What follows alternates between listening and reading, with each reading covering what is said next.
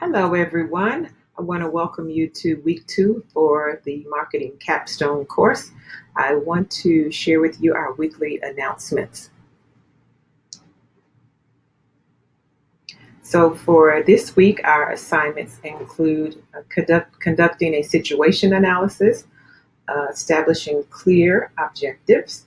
You're working on your course project. You're working on part 2, which will be uh, identifying the objectives as well as creating a situation analysis. Our discussion is going to be on situation analysis, and we'll be talking about the PESTLE. We'll have our live classroom this week as well. So let's start with the situation analysis. Please make sure that you review this information because there are actually two types of analyses that you can do. You can do a SWOT as well as a PESTLE, our PEST analysis. As you may recall, SWOT stands for strengths, weaknesses, opportunities, and threats. And you'll have to talk about those as you work on your project and have to identify what are the strengths, what are the weaknesses, what are the opportunities and threats for your particular product that you are preparing to launch. So here is an interactive exercise that you can complete to help you recall what each of those components are. Our transferable skill this week is critical thinking. Critical thinking is extremely important, and marketing requires that you be able to think critically. And when you're conducting your SWOT analysis or analyzing marketing trends, the ability to think critically is a valuable skill that you will be using on a regular basis. Again, here is a link that you can use that takes you right to the critical um, thinking information. Similar to last week, you can click on that link and it'll take you to some great information that expounds on critical thinking. One thing I want to highlight this week is establishing clear objectives and how that is done. You will have to create some objectives this week, and what's important is that you create them using this SMART acronym, which stands for specific, measurable, achievable, realistic, and timely.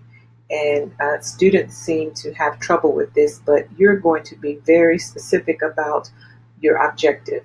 And there are some great examples here. So this one states that you're going to launch brand X in 3 international markets. So it's telling you where it is going to be, how you're going to measure it, and when by the end of the fourth quarter. This one says, I am going to increase market share specifically in this XYZ category, and this is what I'm going to measure it by. It's by 20%, and I'll see if I can do that within 2 years, which is the time. So make sure that you study these very, very carefully and be able to articulate specific marketing objectives for your project. The other thing is I want to talk to you about is the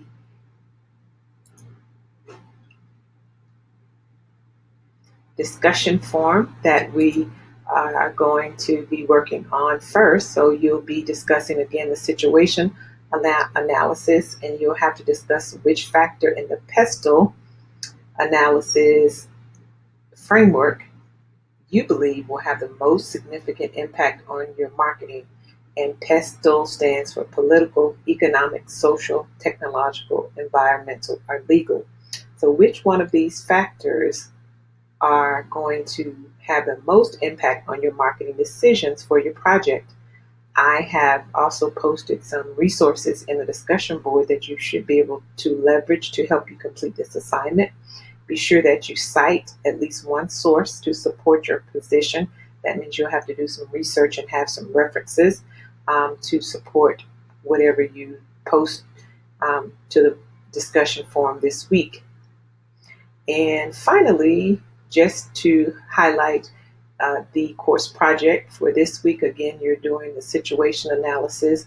And this time you're going to be conducting more research and you're going to have to find some digital relevant resources on your company or product.